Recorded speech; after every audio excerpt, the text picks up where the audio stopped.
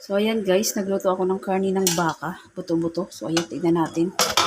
Bali kanina ko pa guys, ito yung pressure cooker.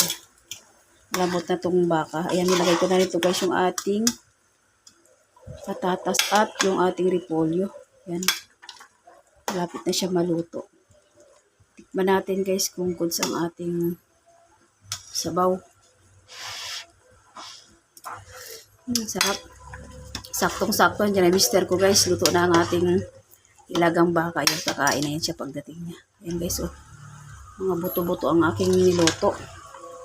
Ayan, dumating na siya. Ayan. Ating baka, nilagang karne ng baka guys. So, ayan guys, goods na to. Patay na natin yung apoy.